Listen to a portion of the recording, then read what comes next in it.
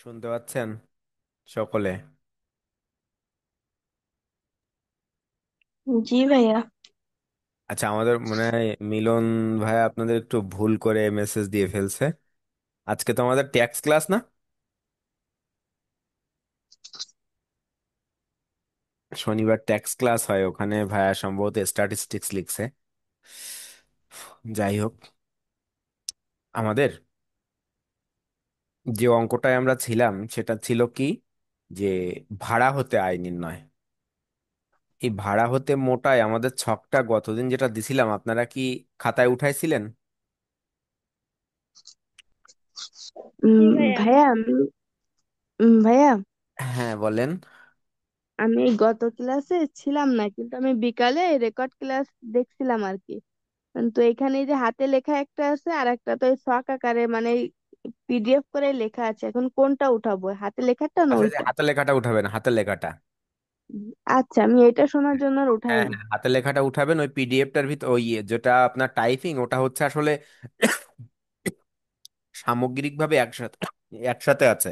কিন্তু ওর থেকে দেখবেন এটা আসলে এই যে হাতে লেখা আছে, এটা বেশ মানে একটু সাজানো গোছানো ছোট আছে আর আছে। একটু। হুম। আচ্ছা, এখন ঠিক আছে। যদি আমি একটু শুরু করি, দেখেন এই আপনাকে গৃহ সম্পত্তির মোট ভাড়া মূল্য নির্ণয় করতে গেলে আপনাকে কি করতে হবে? প্রথম শর্ত হচ্ছে এরকম: সাপোজ একটা আপনি নিজে চিন্তা করেন যে আপনার একটা বাড়ি আছে। এই বাড়িটা আপনি ভাড়া দিচ্ছেন মানুষের কাছে। ভাড়াটা দুইটা উদ্দেশ্য হতে পারে, একটা ব্যবসায়িক, একটা বাণিজ্যিক।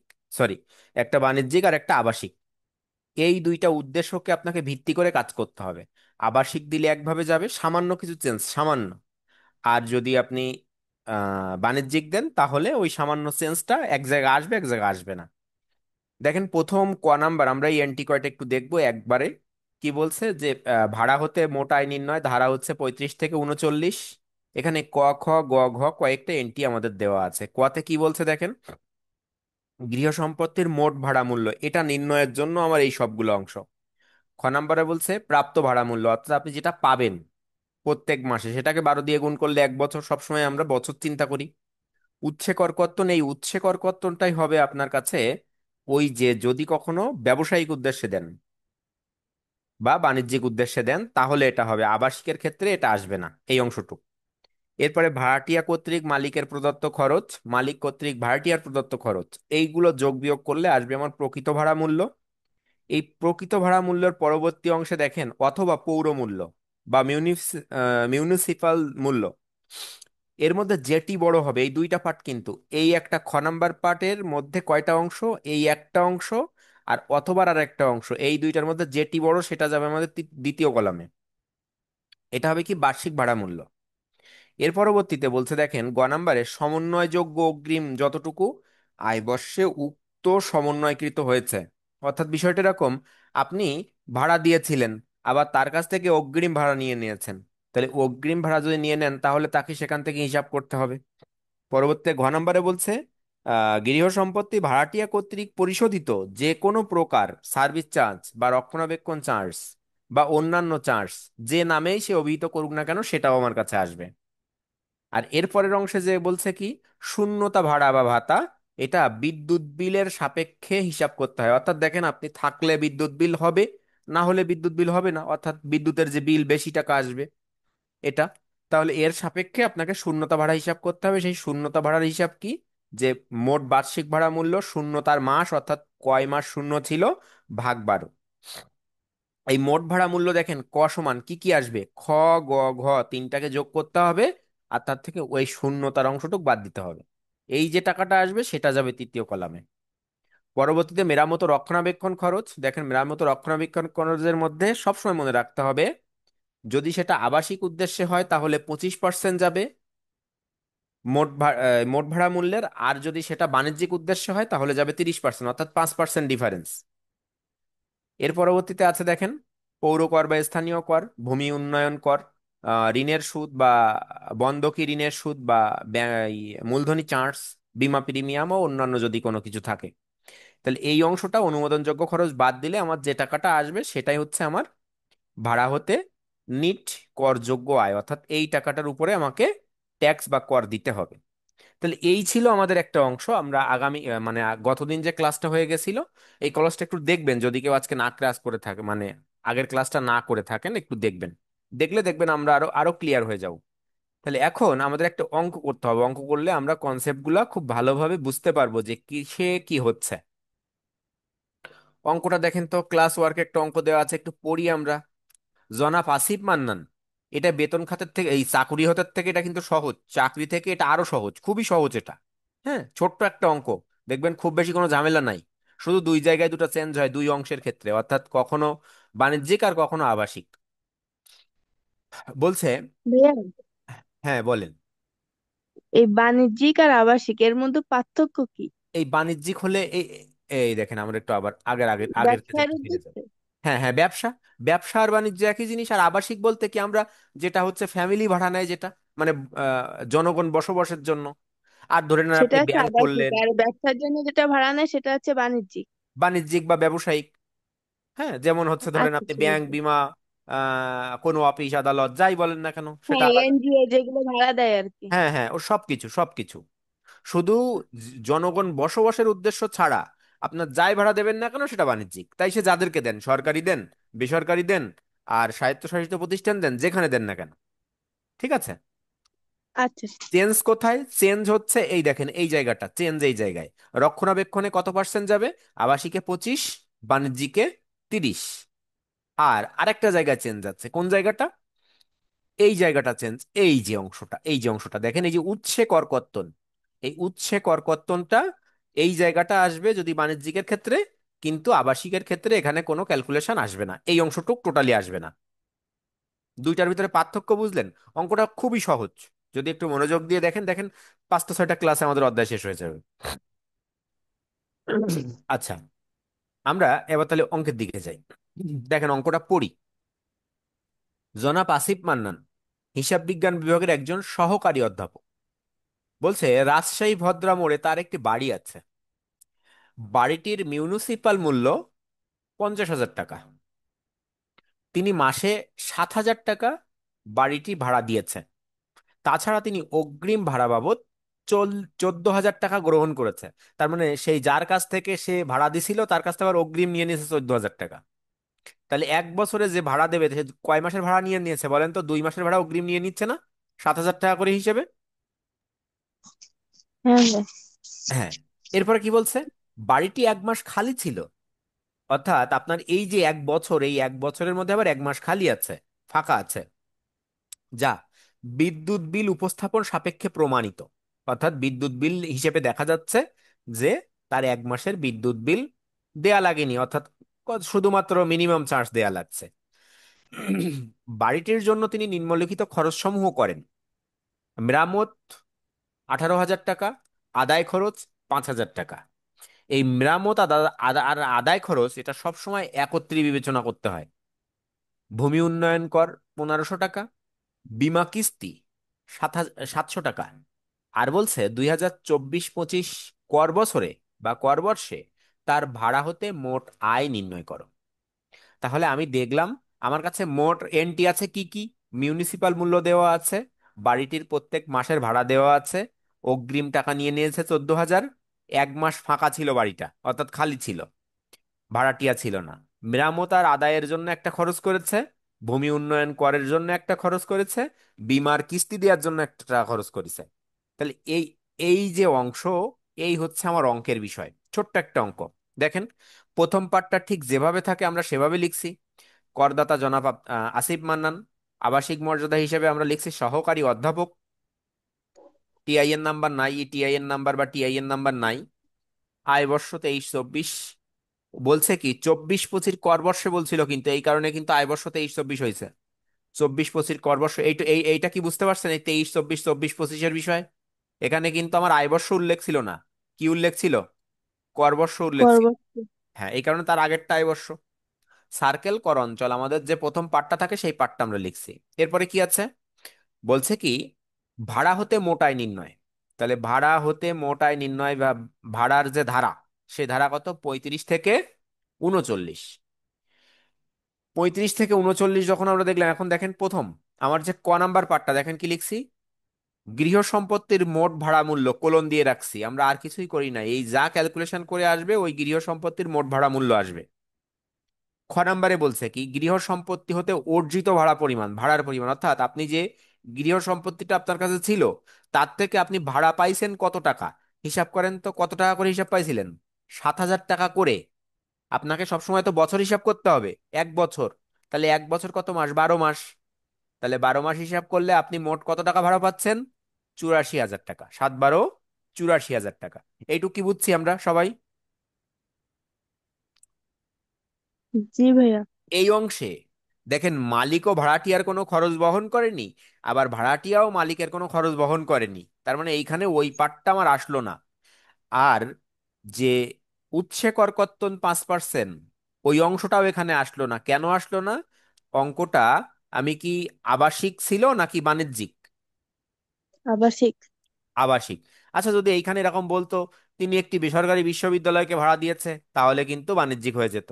অথবা কোনো একটা অফিসের ভাড়া দিয়েছে, তাহলে সেটা হয়ে যেত। এই কারণে আমার যদি অঙ্কে কিছু না বলা থাকে মনে রাখবেন, আবাসিকও বুঝছেন, পড়লেন আপনি, পড়ে অঙ্ক বুঝছেন না যেটা আবাসিক নাকি বাণিজ্যিক, তাহলে আপনি অবশ্যই আবাসিকে ক্যালকুলেশন করবেন যদি বাণিজ্যিকের কোনো ধরনের তথ্য না থাকে।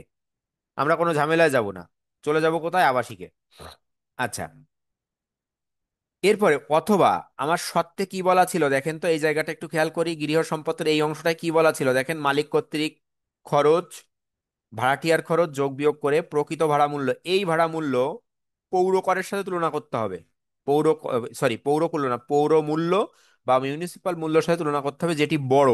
এর আগে আমরা শিখছিলাম যেটি ছোট, আর এখন আমরা শিখছি কি যেটি বড়।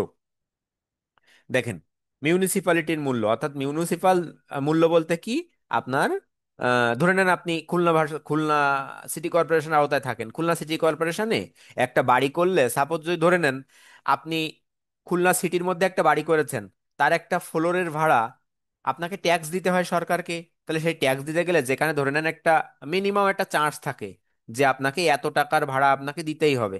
এখন সাপোজ আপনি একটা ব্যবসা করেন, আপনাকে যদি, বা আপনি একটা সংসার চালান, সেই সংসার চালানো একজন ব্যক্তি যদি বলে আমার মাসে ইনকাম 2,000 টাকা, তাহলে কিন্তু তার সংসারের কোনো খরচই সেই 2,000 টাকায় মেটে না। এই কারণে এভাবে বলা যাবে না। তাহলে আমার এখানে তারা একটা মূল্য নির্ধারণ করে দেয় যে আপনার এই এলাকায় বাড়ি হলে এত টাকা, আপনার একটা মিনিমাম ভাড়া মূল্য হিসেবে এত টাকা কর দিতে হয়। সেই হিসেবে আমার এখানে মাসে 7,000 টাকা আমি নিছিলাম, কিন্তু মিউনিসিপাল কর্তৃপক্ষ বলছে আমাকে আপনার এই ভাড়াটার মূল্য বাৎসরিক 50,000 টাকা। দুইটার পার্থক্য তাহলে বোঝা গেল আমি কি পাচ্ছি কি আর মিউনিসিপাল জিনিসটা কি।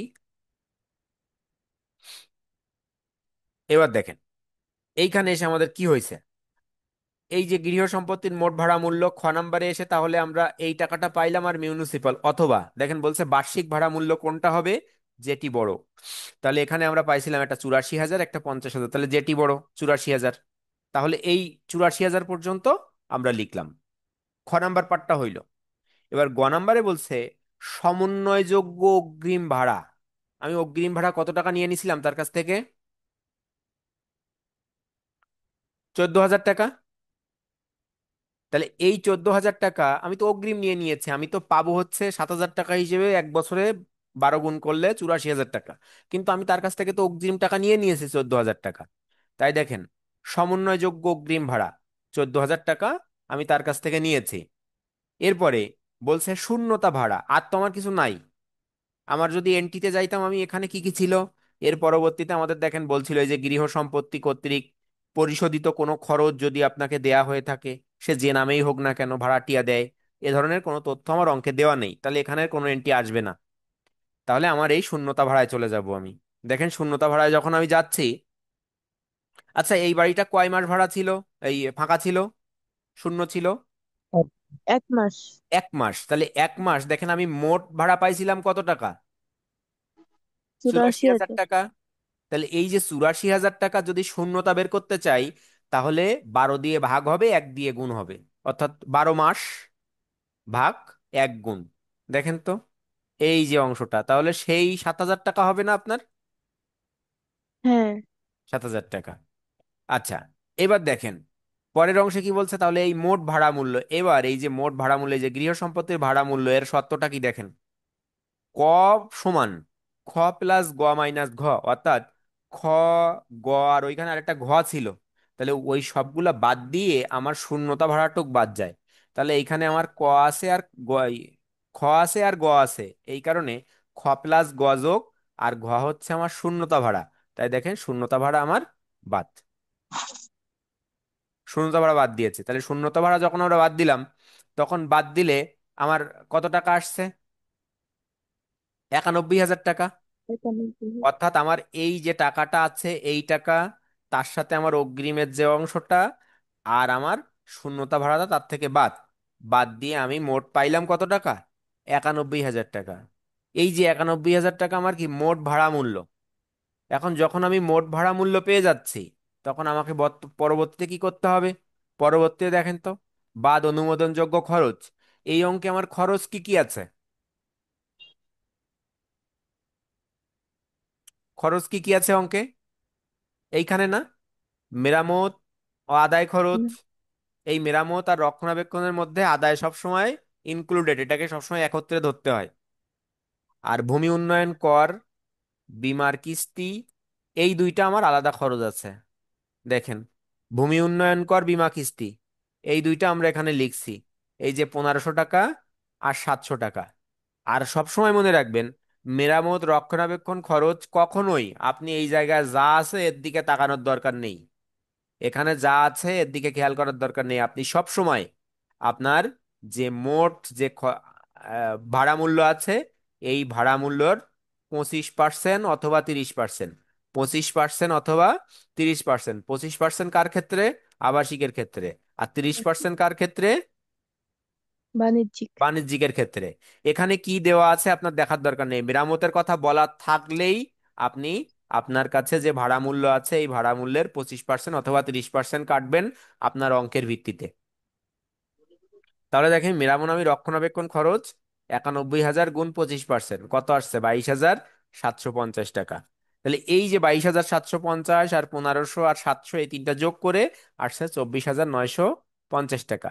এই 24,950 টাকা দেখেন তো, এই ঘ নাম্বার পর্যন্ত আমি ক্যালকুলেশন করে যে অংশ আমার আসছিল, এই মোট ভাড়া মূল্য 91,000 টাকা বাদ অনুমোদনযোগ্য খরচ, তার মানে এই তিনটার যে খরচ আসছে আমার 24,920 টাকা, এটা আমার, সরি 50 টাকা, এটা আমার কি হবে?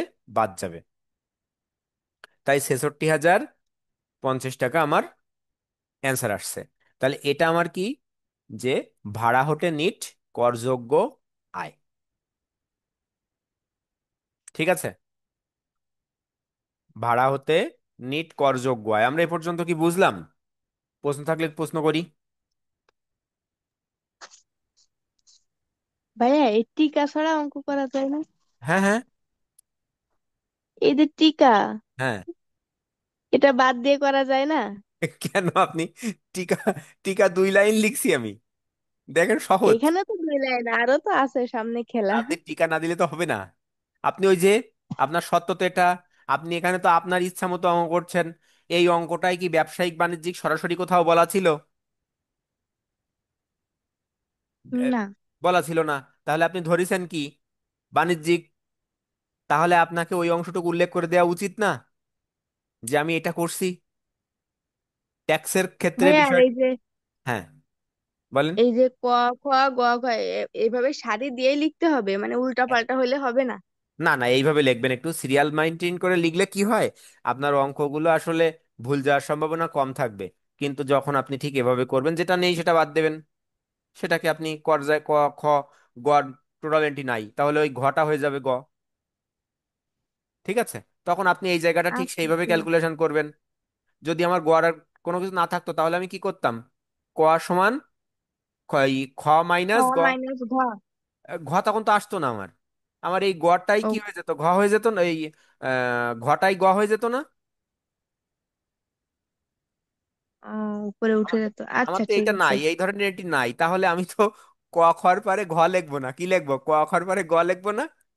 গ লিখবো, হ্যাঁ। হ্যাঁ, লিখে জাস্ট আমি ওই যা লিখছি ওইটা এখানে করে দেবো। তাহলে আমার শর্ত কি? শুধু শূন্যতা ভাড়াটা বাদ যাবে। শর্ত কি? শূন্যতা ভাড়াটা বাদ যাবে, আরগুলো সব যোগ বাদ হবে। দেবে।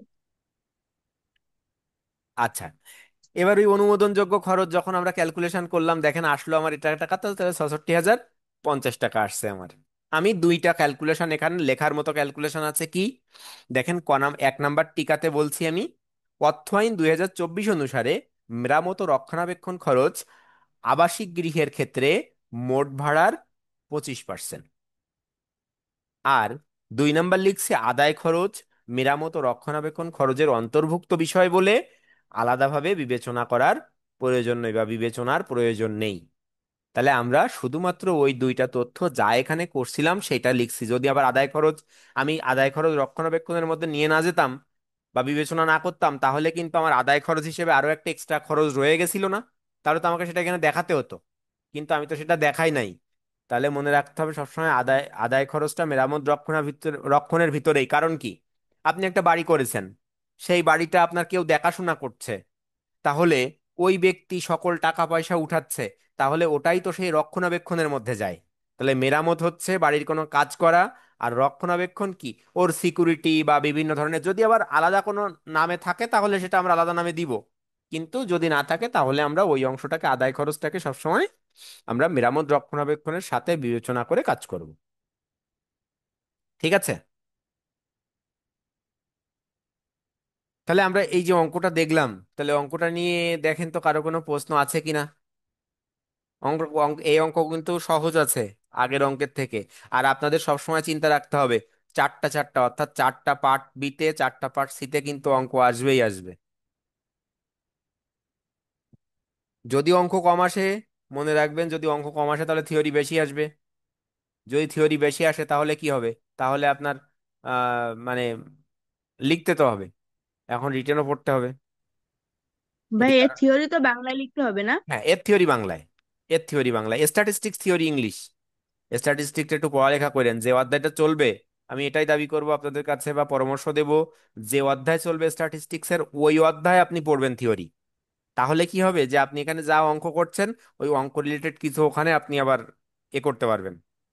আর ঠিক এখানেও একইভাবে যে অধ্যায়টা আপনি পড়ছেন, এ তো অধ্যায়, দেখবেন আপনারা বই দেখছেন না, এ কিন্তু এক অধ্যায়ের মধ্যে এই অঙ্কগুলো সব আছে। আরো কিন্তু বিভিন্ন ধরনের অধ্যায় আছে যেগুলো হচ্ছে আপনার রিটেন টোটাল 13টা কি 14টা অধ্যায় আছে মোটা মোটা আপনাদের টেক্সট বইতে, দেখছেন? ভাইয়া 19টা মনে হয়। 19টা? ওই তাহলে 19টা। হ্যাঁ। তাহলে ওই 19টা অধ্যায়ের ভিতরে কিন্তু একটা অধ্যায়ের মধ্যে আপনার সব অঙ্ক আছে। আর সব জায়গায় ভাই কিন্তু, এইগুলা বলছেন ওই হ্যাঁ 6.1 6.2 এইভাবেই করে গেছে। হ্যাঁ হ্যাঁ হ্যাঁ, ওই তাই বললাম তো, একটা অধ্যায়ের মধ্যে বিভিন্ন পরিচ্ছেদ করে করে আপনাকে দেওয়া আছে।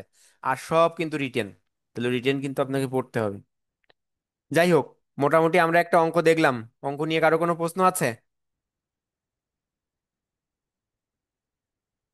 তাহলে আপনার, আমাদের দুইটা ক্লাস হইলো, আজকের একটা ক্লাস আর গত একটা ক্লাস। যদি কেউ আগের ক্লাস না করে থাকেন, আর আপনাদের বর্তমান সময়ে একটু উপস্থিতি কম হচ্ছে মাঝে মাঝে, বুঝলাম না, গত ক্লাস তো স্ট্যাটিস্টিক্স ক্লাসে অনেক কম ছিল, মনে হয় 8-10 জন ছিল।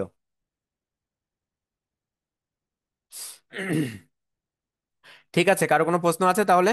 আজকে তাহলে এ পর্যন্ত থাক, আমরা আগামী ক্লাসে আবার এরপর থেকে করব, পরের অঙ্ক করব, হ্যাঁ? আচ্ছা ভালো ভাই। থাকবেন আপনারা।